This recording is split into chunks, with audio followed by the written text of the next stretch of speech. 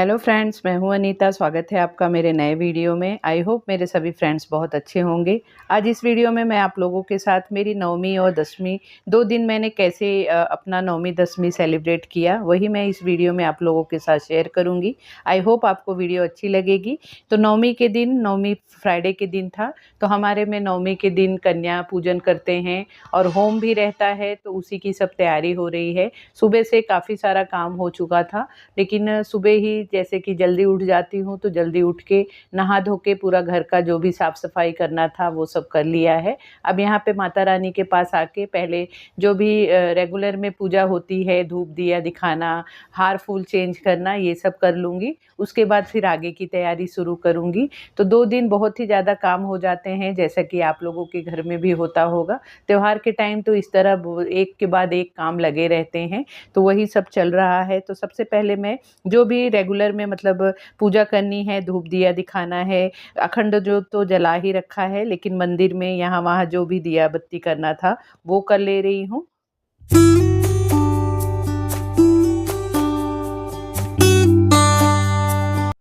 9 दिन जो मैं माता रानी का पाठ करती हूँ, उसमें अलग-अलग दिन में अलग-अलग उनके रूप का महत्व बताया गया है, तो उसका मैं पाठ करती हूँ। तो 9वें दिन का भी जो पाठ था उसे मैंने कर लिया है।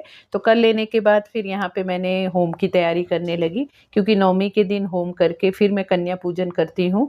तो यहाँ पे होम की भी तैयारी कर ले रही हूँ। जो भी होम की सामग्री होती है उसे एक साथ जैसे मिला के हम होम करते हैं, तो उस तरह से सामग्री को इकट्ठा करके उसे तैयार कर ले रही हूँ और होम की तैयारी करूँगी। तो होम से पहले यहाँ पे मैं आज मतलब जिस दिन नवमी पड़ी थी, तो नवमी भी था प्लस फ्राइडे भी था। तो मुझे मतलब जो मेरे मंदिर में मैं श्री यंत्र रखती हूँ, तो उसका मुझे कुमकुम अभिषेक करना था। कुमकुम अभिषेक मंगलवार और फ्राइडे के दिन किया जाता है। तो बहुत ही अच्छा दिन था, नवमी भी थी, नवरात्रि का नवमी भी था और मतलब फ्राइडे का भी दिन आ गया था। तो मैंने सोचा इसी दिन मैं अपने श्री यंत्र का कुमकुम अभिषेक भी कर लूँ।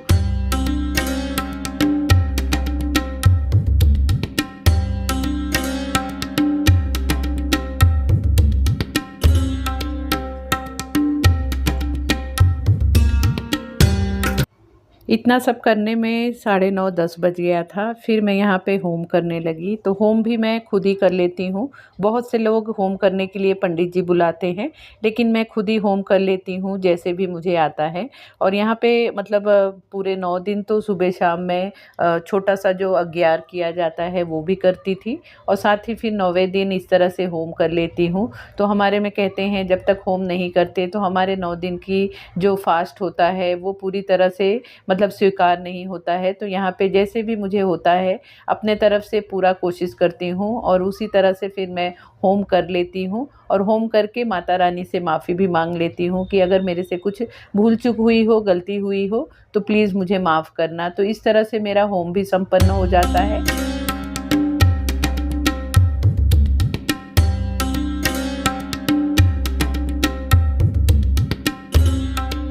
होम के बाद फिर कन्या पूजन की तैयारी मैं करने लगी, क्योंकि कन्या को भी मैंने 12 साढ़े 12 बजे बुलाया था। तो यहाँ पे पहले चना और हलवा बना लूँगी। उसके बाद जब मतलब कन्या आएँगी तब फटाफट पूड़ी बना के फिर उन्हें मैं खाना खिला दूँगी। पता नहीं आप लोगों के साथ होता है कि नहीं, मेरे साथ तो ऐसे ही होता है। हर नवरात्रि में जो भी साल के 2 नवरात्रि आती है, दोनों नवरात्रि में 9 दिन मैं बहुत ज़्यादा मतलब जोश में रहती हूँ। एक अलग ही मतलब मेरे ऊपर एक मतलब ऐसा लगता है कि पॉजिटिव एनर्जी है, कि जिसकी वजह से पूरे 9 दिन के जो भी काम होते हैं, व्रत होते हैं, दुनिया भर का व्रत के टाइम काम भी होता है, पूजा पाठ भी होता है, तो बहुत अच्छे से मैं कर लेती हूँ। लेकिन 9वें दिन जैसे ही होम हो जाता है, होम के बाद पता नहीं मेरी ताकत जैसे डाउन होने लगती है, मेरी एनर्जी कम होने लगती है। तो वैसे ही मुझे फिर फ़ील हो रहा था।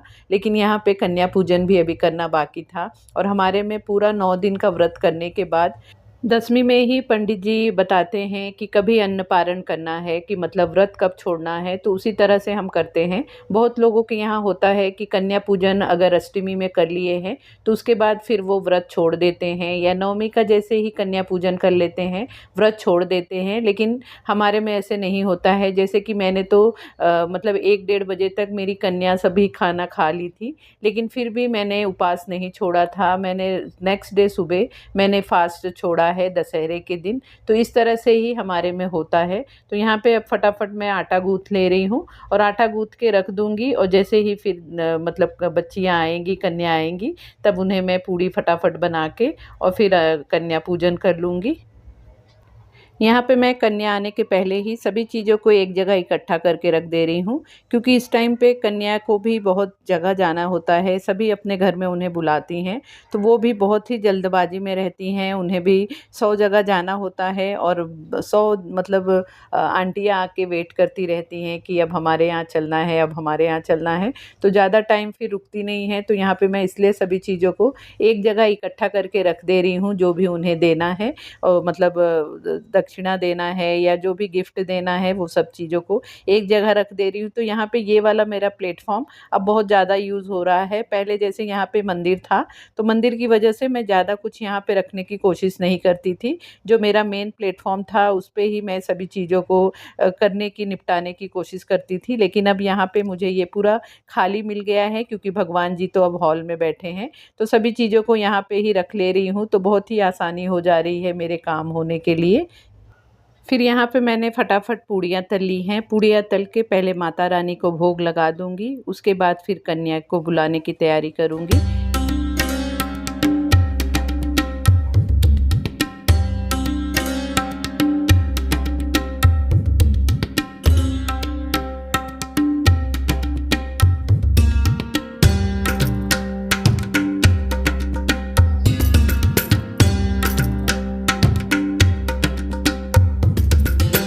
भोग लगा लेने के बाद फिर अपनी माँ से मैं माफ़ी माँगती हूँ, उन्हें प्रणाम करती हूँ। मैं हर वक़्त जब भी मैं कुछ भी करती हूँ, तो हमेशा उनसे माफ़ी माँगती रहती हूँ कि भगवान, माता रानी, मेरे से अगर कोई भूल-चूक हो तो उसे क्षमा करना, क्योंकि हम जाने-अनजाने में कुछ ना कुछ ज़रूर गलती करते रहते हैं। तो हमें अपने भगवान से माफ़ी भी माँगते रहना चाहिए। भगवान से माफ़ी माँगने पे वो हमें माफ़ कर देते हैं। तो इस तरह से मैं उनसे प्रार्थना करके फिर मेरा मतलब भोग मैंने माता रानी को लगा दिया। अब यहाँ पे मैं फटाफट मतलब कन्या लाना है मुझे, तो उनको बैठने के लिए पहले मैं यहाँ पे ये बेडशीट को इस तरह से फ़ोल्ड कर के मैंने बिछा दिया है, क्योंकि नीचे कन्या को नहीं बिठा सकते, तो इस तरह से बिछा दी हूँ कि इस पे सभी कन्याएँ बैठ जाएँगी। और यहाँ पे मुझे कन्या भी मतलब मुझे अलग से कहीं से एक-एक जन को जाके लाना नहीं पड़ता है। मेरी सोसाइटी में मेरी फ्रेंड है जो नर्सरी और प्ले ग्रुप स्कूल चलाती हैं, तो उनके पास काफ़ी मतलब जूनियर, सीनियर और प्ले ग्रुप के बच्चे होते हैं, तो वहीं से जाके मैं 9 कन्या और एक भैरव बाबा को ला देती हूँ और आराम से उनका पूजन कर लेती हूँ। तो यहाँ पे देखिए बहुत ही छोटे-छोटे बच्चे रहते हैं, मतलब बिल्कुल मैं बड़े बच्चे थोड़े से मतलब जानने लायक होते हैं, लेकिन ये कन्याएँ बहुत ही अनजान सी होती हैं। इन्हें कुछ भी समझ में नहीं आता है, तो इनको मैं जब घर पे लाती हूँ तो मुझे बहुत ही अच्छा लगता है। वो देख के भी खुश होते हैं, आंटी हमें ये खाना है, आंटी हमें वो खाना है। जिस हिसाब से वो बात करती हैं, तो वो सुन के भी बहुत अच्छा लगता है। तो उनको पहले मैं टीका लगा देती हूँ, उनका पूजन कर देती हूँ, उसके बाद प्रसाद देती हूँ। प्रसाद भी बहुत ज़्यादा वो खा नहीं पाती हैं, क्योंकि उन्हें बहुत सारे घर में जाना होता है और थोड़ा-थोड़ा भी खा के उनका पेट भर जाता है। फिर भी जो थोड़ा बहुत वो खाती हैं, तो उसी से हमारा कन्या पूजन सफल हो जाता है। तो इस तरह से मेरा नवमी के दिन कन्या पूजन भी हो गया। जो भी उन्हें दक्षिणा गिफ्ट देना था, सब दे के फिर मैं उन्हें लेके जाके उन्हें छोड़ के आ गई, क्योंकि छोटे-छोटे बच्चे होते हैं, तो उन्हें मैं इस तरह से यहीं से नहीं छोड़ती हूँ, उन्हें लाती भी मतलब अपनी फ्रेंड के घर से हूँ और फिर ले जाके उन्हें वहीं पे छोड़ देती हूँ। तो वहाँ से फिर जिन्हें और किसी को अपने घर लेके जाना होता है, तो वो लेके जाती हैं।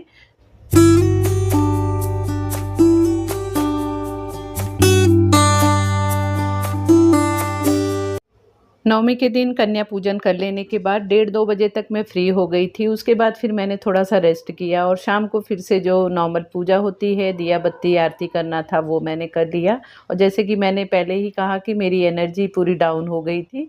उसके बाद फिर मैंने रेस्ट किया, फिर आ गया दूसरा दिन, दशहरे का दिन, दशमी। तो दशमी के दिन सुबह-सुबह पहले उठ के मैं नहा धो के यहाँ पे जो भी मुझे अन्न पारण करना था, वो मैंने कर लिया। उसके बाद फिर मंदिर में मैंने रेगुलर पूजा पूजा की, जो भी करना था, क्योंकि यहाँ पे जो भी माता रानी और मेरे गणपति जी, लक्ष्मी जी, सभी जन यहाँ पे बैठे थे, इन सबको मैं मंदिर में बिठा दूंगी और साथ ही यहाँ की सभी चीज़ों को हटा दूंगी, क्योंकि यहाँ पे जो ये जौ की खेती किया है इसे भी विसर्जन करना है। जो भी यहाँ पे पूजा की जो भी चीज़ें होती हैं सभी चीज़ों को मैं पानी में प्रवाहित कर देती हूँ। कुछ भी ना किसी को देती हूँ, ना मतलब कहीं पे रखती हूँ, उसे मैं जल में ही प्रवाहित करती हूँ। मुझे वो ज़्यादा करना पसंद आता है कि कहीं पे झाड़ के नीचे या मंदिर के पास रख के आना, वो मुझे सही नहीं लगता है कि वहाँ पे वो चीज़ सड़े या किसी का पैर लगे या कोई यहाँ से वहाँ हाथ लगाए। तो मेरे हिसाब से मैं वो सबको पानी में जल में प्रवाहित करके आती हूँ। तो यहाँ पे जो भी सुहाग का सामान मैंने चढ़ाया था वो सब हटा लिया है। जो भी मतलब अखंड जोत भी मतलब सुबह तक जल रहा था, उसके बाद वो शांत हो गया, तो उसे भी हटा लिया है। तो इस तरह से पहले सभी भगवान को मंदिर में रख दूंगी और यहाँ पे फिर पूजा कर लूँगी। और यहाँ पे जो ये हमारा जौ की खेती होती है, तो इसे भी मतलब विसर्जन करने से पहले मैं इसमें से थोड़ा सा निकाल लेती हूँ और निकाल के इसे तिजोरी में, मंदिर में, जहाँ पे मेरे हस्बैंड का वर्किंग स्टेशन है वहाँ पे, हमारे पर्स में, ऐसे सब जगह पे मैं रख देती हूँ थोड़ा थोड़ा, और बाकी सब ले जाके फिर मैं जल में प्रवाहित करती हूँ। तो इस तरह से दशहरे के दिन सबसे पहले मेरा ये काम होता है। तो मंदिर में देखिए इस तरह से मेरी रेगुलर वाली पूजा हो गई है और यहाँ की जो भी चीज़ें हैं इसे सबको मैं बाद में सब सेट करूँगी, हटाऊँगी और इसे जगह पे रखूँगी। तो यहाँ पे जो श्री यंत्र को भी मैंने कुमकुम अभिषेक किया था, इसे भी हटा लूँगी। तो यहाँ पे इसे हटाने के लिए मैं इस तरह से पहले जो उसमें कुमकुम लगा रहता है उसे पूरा मैं उसे वॉश नहीं करती हूँ या झटकती नहीं हूँ, जितना मतलब उस पे से हटता है उतना हटाती हूँ, बाकी ऐसे ही रखती हूँ। कहते हैं कि श्री यंत्र में कुमकुम हमेशा लगा रहना चाहिए और जो कुमकुम अभिषेक करने के बाद बाकी कुमकुम है उसे मैं रख देती हूँ, उसे रेगुलर पूजा में फिर लगाने के लिए यूज़ करती हूँ। जिस दिन नवरात्रि चालू हुई थी उस दिन भी मैं जैसे फूलों का, आम के पत्तों का बंधनवार लगाती हूँ दरवाजे पे, वहाँ भी स्वस्तिक बनाती हूँ और अपने मेन डोर की और चौखट की पूजा करती हूँ। उसी तरह से दशहरे के दिन भी करती हूँ। दशहरा भी बहुत बड़ा त्योहार माना जाता है, बहुत बड़ा दिन माना जाता है, तो उस दिन भी मैं इसी तरह से अपने चौखट की भी पूजा कर लेती हूँ।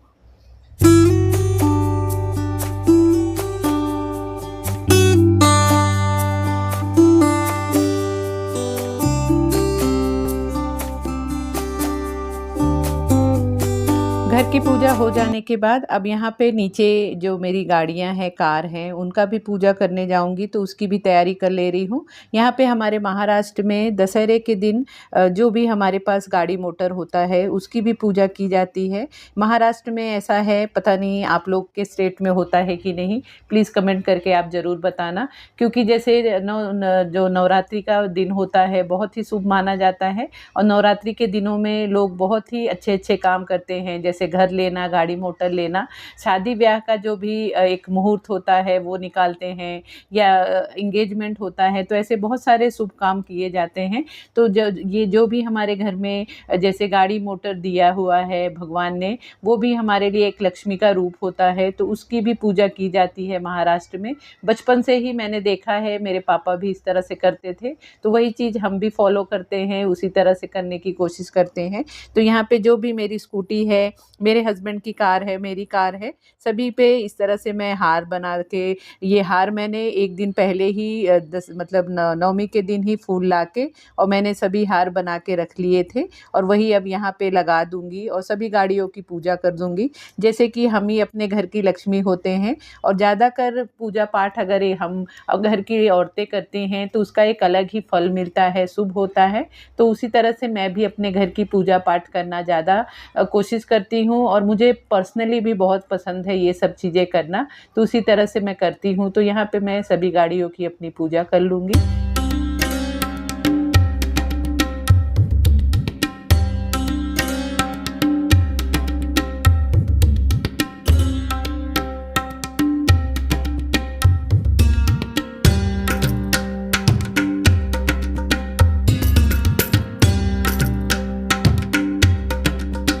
इस तरह से देखिए मेरे सभी गाड़ियों की पूजा मैंने कर ली है दशहरे के दिन। और यहाँ पे आप देख सकते हैं कि कितनी हवा चल रही है। हमारे यहाँ ऐसे ही हवा चलती है।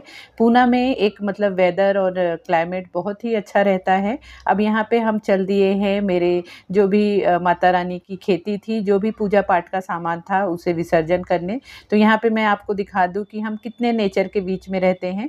बॉम्बे में हम जब तक रहते थे वहाँ की फास्ट लाइफ और वहाँ का एक क्राउड बहुत ही ज़्यादा मतलब मुंबई क्राउडेड हो गया है।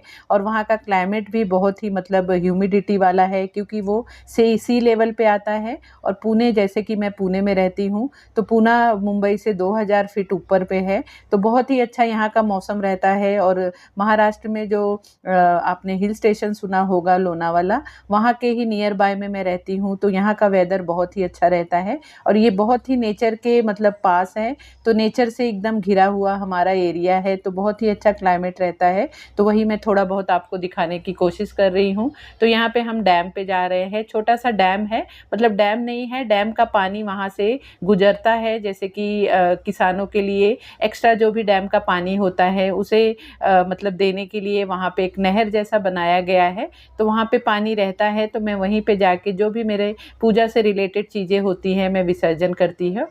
और हमारे यहाँ पे अक्टूबर नवंबर में आप जैसे कि देख सकते हैं रोडों मतलब रोड के दोनों साइड में इस तरह से ऑरेंज ऑरेंज फूल आ जाते हैं कि जब हम बाहर निकलते हैं और रोड साइड से कहीं जाते हैं तो लगता है कि हम कश्मीर आ गए हैं। देख के इतना आँखों को अच्छा लगता है और सुकून मिलता है। तो यहाँ पे देखिए हम डैम पे पहुँच गए हैं।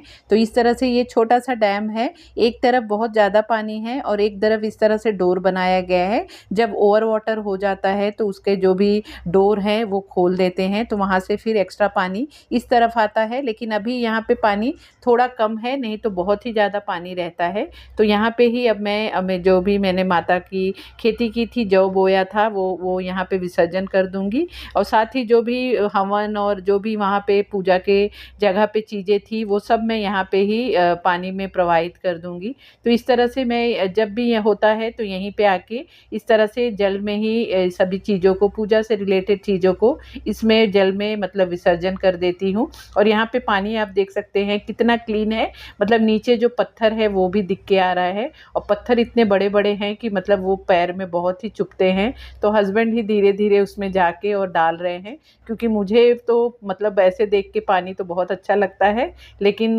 पानी में जाना तो बहुत ही ज़्यादा पता नहीं क्यों डर लगता है। तो इस तरह से देखिए मेरी पूजा से रिलेटेड जो भी चीज़ें थी मैंने यहाँ पे विसर्जन कर दी है।